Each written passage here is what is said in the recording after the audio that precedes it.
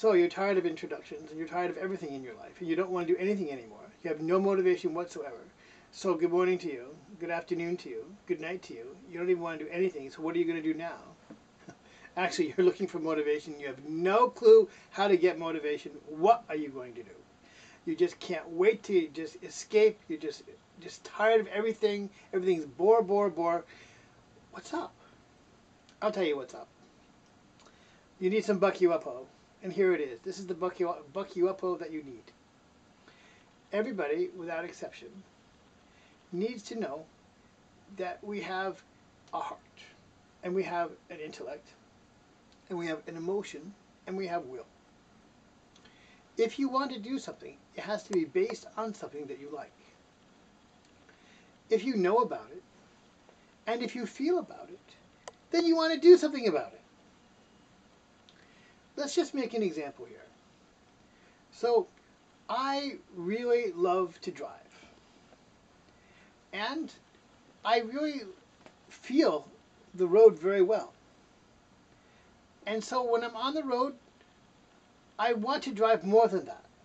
I have this feeling of I want to give a lot to my driving. I'll give a counterexample. I don't really like to wash dishes.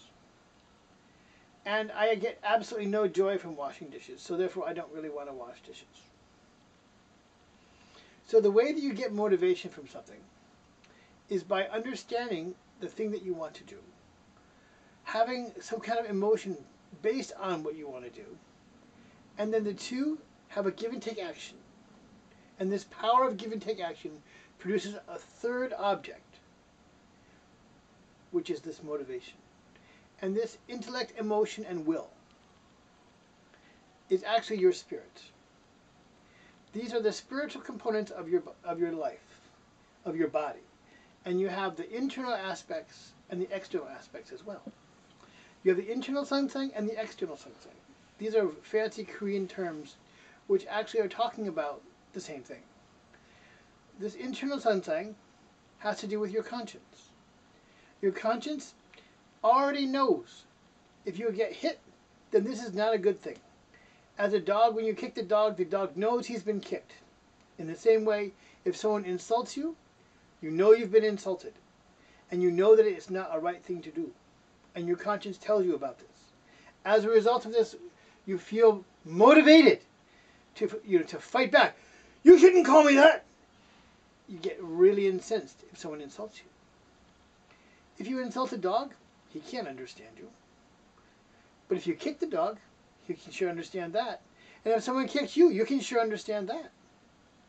So in the very same kind of way, on the opposite end of the scale, if someone really loves you and cares for you and does something good for you, then you understand that this was something good. And your conscience, as your internal sansang, is able to really accomplish the standard, to rise up and do tremendous sacrificial things. If someone you love is about to die, you are able to pick this car up and have all sorts of energy to do it. Even at the cost of your life, you are able to do that kind of incredible standard. And where did you get this motivation to do that? You got it because of this internal sansang. Based on that and the external sansang, one is a continually developing and one is static. Next we'll talk about the static one. The static one is the external. In your mind, you have this idea. And in your body, you can accomplish this idea. So when you accomplish the standard that your mind says you want to do, that gives you joy and gives you motivation. This is how you accomplish a high standard of motivation. By accomplishing the standard to unite both the internal and the external conscience and mind and body unity, you become the person who goes beyond the standard that most people cannot accomplish. And how do you know that you want to do this? Because you know about it, you feel about it, and you want to do it.